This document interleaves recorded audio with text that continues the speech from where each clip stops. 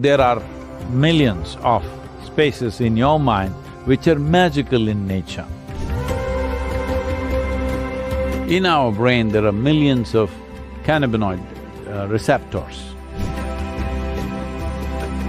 Consciously producing these experiences from within, your mind opens up to various possibilities. This is about realizing being human itself is super.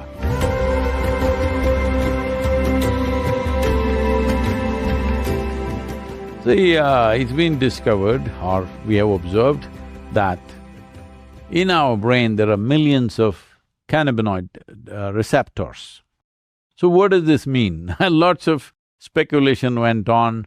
So naturally, people who are on the dope, they said, this means everybody must smoke, or this means anthropologically all of us, all human beings at some time were smokers.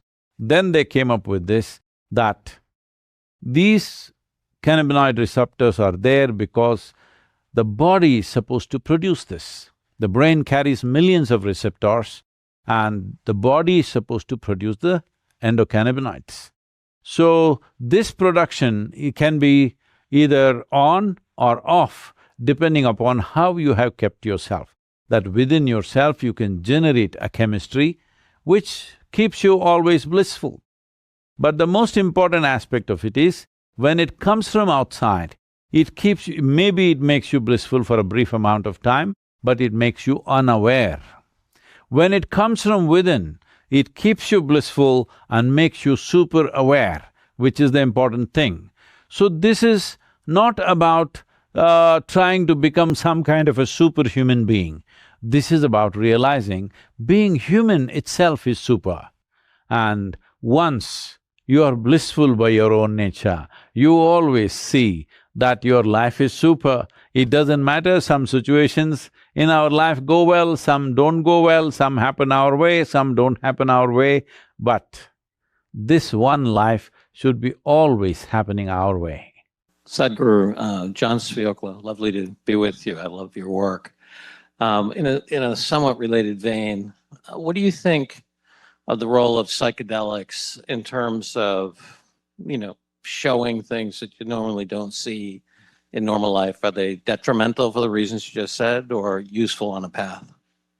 See, the nature of human mind is such, let's look at it this way, it's a building of million rooms. Most people who live normal life may explore 5, 10 of those rooms, that's all. The million rooms are just there, unused. So once in a way, if you forcefully enter those rooms by using a chemical or something else, sometimes it can happen because of injury, sometimes it can happen because of shock, that people enter other spaces of their minds, which they can't believe it is their mind because it looks like a whole new world. It is just like if you had, let's say, if you did not have eyes to see, if you open your eyes, suddenly it's a whole new world. So just like that, if you open your eyes to certain things, it looks like a whole new world. No, it's the same good old world, but it has so many dimensions, and human mind, in its evolutionary process, have gathered so many rooms to it that most of the rooms are not explored. So what is the purpose of this? The purpose of this is this: if our focus is only on our survival process, if we are constantly activating our survival instinct, then the number of rooms that you explore in your mind will become very limited.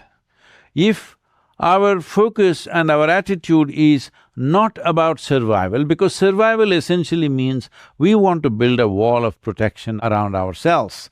Well, you see all the creatures are always trying to create boundaries. That comes from our evolutionary memory that we want to survive, and surviving is a very important process. If we don't survive, then what next? There's nothing else.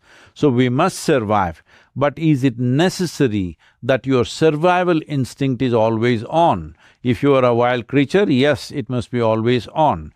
But we evolved to this point where our cerebral cortex opened up, blossomed into this possibility, where once you've become a human being, your survival doesn't fulfill you anymore. In the sense, for example, for all the other creatures, if their stomach becomes full, their life is settled. But for a human being, if stomach is empty, there's only one problem. If stomach becomes full, there are 100 problems. This is the nature of a human being.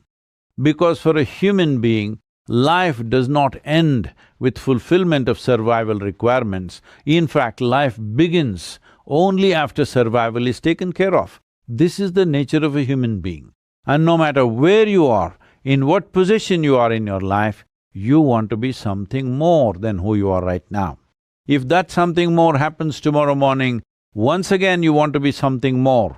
So something more, something more, something more goes on. If I make you the CEO of one galaxy, you will say, I want to… what about the other galaxies? So, this is how human nature is, it wants to expand in a limitless way. When we say expand in a limitless way, we want to expand into our infinite nature. So can anybody count 1, 2, 3, 4, 5 and get to infinite nature? No, that's never going to happen. So the important thing is to be able to distinguish between our survival instinct and longing to expand. Our longing to expand infinitely is finding a constipated expression, which we call as ambition or, desires and things like that. Essentially, it is a very small expression of this longing to expand. This longing to expand, if you make it a conscious process within you, then you will see your survival instinct will come down to its minimum levels. When that happens, your mind opens up to various possibilities. In many ways, this is what these chemicals are doing. It puts down your survival instinct to such a level. There have been cases people have left off mountain peaks, tall buildings and things like that because their survival instinct is gone. They cannot even understand that if I fall off this, this is going to end my life. So because survival instinct has come down forcefully, not consciously. So consciously producing these experiences from within and forcefully doing it from outside, these are two different things.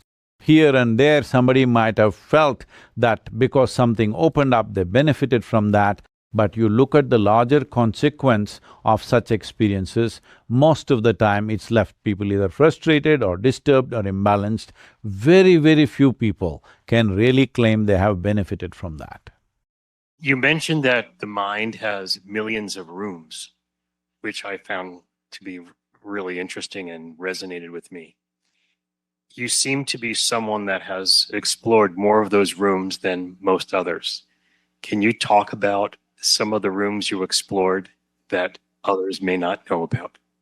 Well, I have this reputation of being logically correct. Don't try to take it away from me now. Because, see, what you call as logic, which is very important, it is like the foundation. If you don't build a solid foundation, then you can't build anything else on top of it. But you need a solid foundation. This is what is wrong with a whole lot of people who think they are into mysticism or occult or spirituality, that they don't have a solid logical foundation, they become hallucinatory. And if you believe hallucination is an exploration, no, it is not. Hallucination is your attempt to cross the line of sanity, and you may succeed, that is the whole problem. So, logic is the foundation, but we cannot live in the foundations. Well, of course, in United States, if you live in the foundation, it's called basement, but in the rest of the world, it's called a dungeon. So you can't live in the foundations, you have to build a superstructure.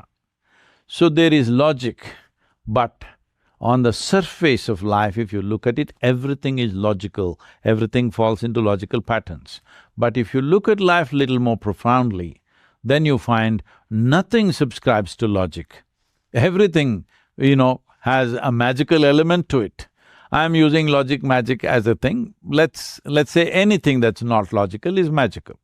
If something happens here which you cannot logically figure, generally you would think it's magical.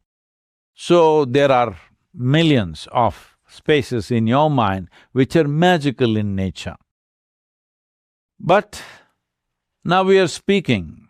When you speak, you will use a language.